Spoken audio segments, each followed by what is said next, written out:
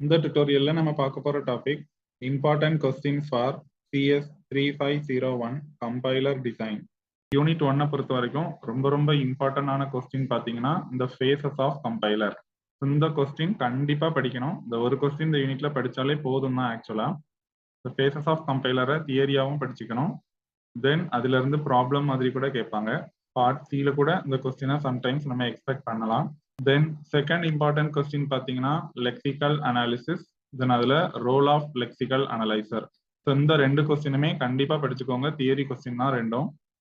தென் இது போக theory of கம்ப்யூட்டேஷன்ல உள்ள சம் டாபிக்ஸ் வந்து இந்த யூனிட்ல கொடுத்துருக்காங்க. பார்த்தீங்கன்னா மினிமைசிங் டிஎஃப்ஏ, அதோட அல்காரிதம் பிளஸ் ப்ராப்ளம் சால்வ் பண்றதுக்கும் பார்த்து வச்சுக்கோங்க. Then regular expressions to finite automata. எந்த ரெகுலர் எக்ஸ்பிரஷன் கொடுத்தாலும் நமக்கு ஆட்டோமேட்டா கன்ஸ்ட்ரக்ட் பண்ண முடியும். ரெகுலர் எக்ஸ்பிரஷன்ல இருந்து என்எஃப்ஏ கன்ஸ்ட்ரக்ட் பண்ண முடியும். என்எஃப்ஏ டிஎஃப்ஏ கன்வெர்ட் பண்ணலாம். இதையும் நம்ம ப்ராப்ளம்ஸ் வந்து பார்த்து வச்சுக்கணும். அப்போ ஃபர்ஸ்ட் யூனிட்டை பொறுத்த வரைக்கும் ஃபேசஸ் ஆஃப் கம்பைலர், தென் இந்த ரோல் ஆஃப் லெக்சிக்கல் அனலைசர், அதுக்கப்புறம் மினிமைசிங் டிஎஃப்ஏ, அதில் algorithm plus problem, then regular expressions to finite automata. So NFA construct பண்றதுக்கும் ப்ராப்ளம்ஸ் பார்த்து வச்சுக்கோங்க. இதுல ஒரு தியரம் கூட இருக்கும். தென் இந்த என்எஃப்ஐல இருந்து டிஎஃப்ஐயா கன்வெர்ட் பண்ணலாம். ஸோ இந்த conversion of NFA to DFA problems கூட பார்த்து வச்சுக்கோங்க.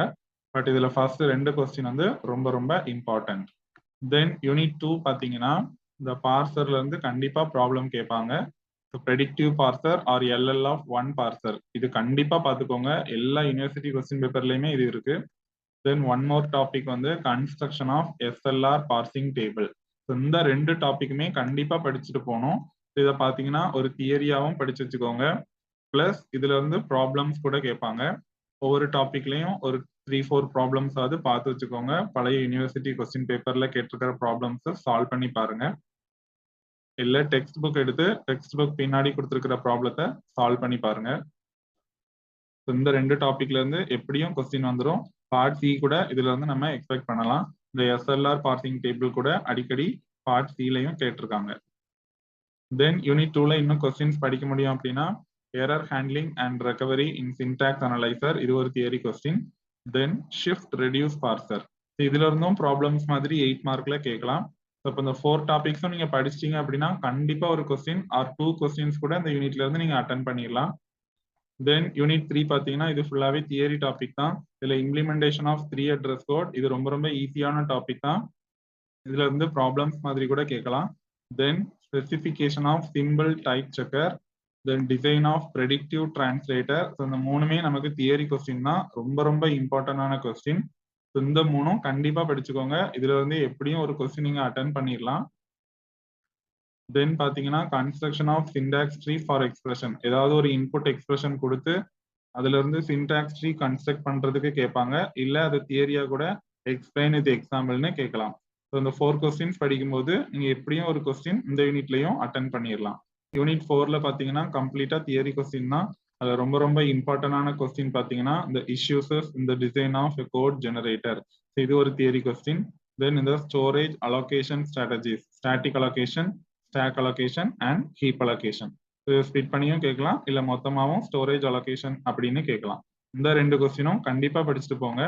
தென் ரன் டைம் என்விரான்மெண்ட்ஸ், அதுல source language issues, storage organisation, இதை வந்து ஒரு செகண்ட் ப்ரையாரிட்டியில படிச்சுட்டு போங்க. Then design of a simple code generator, இது தியரியாவும் கேட்கலாம், ப்ராப்ளம் மாதிரியும் கேட்கலாம். இதுல இருந்து நம்ம பார்ட் சி கூட எக்ஸ்பெக்ட் பண்ணலாம். இப்போ இந்த 4 டாபிக்ஸ் நீங்க படிச்சீங்க அப்படின்னா 1 or 2 பிக் கொஸ்டின்ஸ் கூட நீங்க இந்த சப்ஜெக்ட்ல அட்டென்ட் பண்ண முடியும். யூனிட் 5ல பாத்தீங்கன்னா பிரின்சிபல் சோர்சஸ் ஆஃப் ஆப்டிமைசேஷன், ரொம்ப இம்பார்ட்டன்டான கொஸ்டின். இது தியரியாவும் கேட்கலாம், இல்ல ப்ராப்ளம் மாதிரியும் கேட்பாங்க.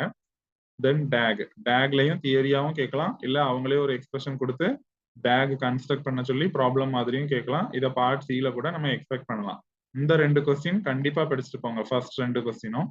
தென் செகண்ட் ப்ரையாரிட்டியில இந்த peephole optimisation, then optimisation of basic blocks, இந்த ரெண்டு கொஸ்டினையும் செகண்ட் ப்ரையாரிட்டியில படிச்சுக்கோங்க. அப்போ இந்த 4 கொஸ்டின்ஸ் படிக்கும்போது எப்படியும் இந்த யூனிட்ல இருந்து நீங்க 1 or 2 பிக் கொஸ்டின்ஸ் கூட அட்டன் பண்ணலாம். அப்போ பார்ட் சி வந்து இந்த சப்ஜெக்டை பொறுத்த வரைக்கும் யூனிட் 5ல டேக்ல இருந்து கேட்கலாம், இல்ல பிரின்சிபல் சோர்சஸ்ல இருந்து கேட்கலாம். யூனிட் 4ல பாத்தீங்கன்னா தியரி டாபிக்ஸ் தான். யூனிட் 3ல பாத்தீங்கன்னா இதுல இருந்தும் நம்ம பார்ட் சி எக்ஸ்பெக்ட் பண்ணலாம். யூனிட் 2ல இருந்தும் இந்த எஸ்எல்ஆர் பார்சிங் டேபிள நம்ம பார்ட் சில எக்ஸ்பெக்ட் பண்ணலாம். அப்ப இந்த சப்ஜெக்டை பொறுத்த வரைக்கும் எல்லா யூனிட்லயுமே நம்ம பார்ட் சி எக்ஸ்பெக்ட் பண்ற மாதிரி டாபிக்ஸ் இருக்கு. அதனால எல்லா யூனிட்லயும் ஹைலைட் பண்ணி கொடுத்துருக்கிற இந்த 4 கொஸ்டின்ஸை நீங்க கண்டிப்பா படிச்சுட்டு போகணும். அதுல ஃபர்ஸ்ட் 2 கொஸ்டின் கம்பல்சரியா படிச்சிருங்க. 3, 4ல இருக்கிற கொஸ்டின்ஸை வந்து செகண்ட் ப்ரையாரிட்டியில படிச்சுட்டு போங்க. கண்டிப்பா அந்த சப்ஜெக்ட்ல மோர் தென் மினிமம் மார்க் எடுத்து நீங்க பாஸ் பண்ணிடலாம்.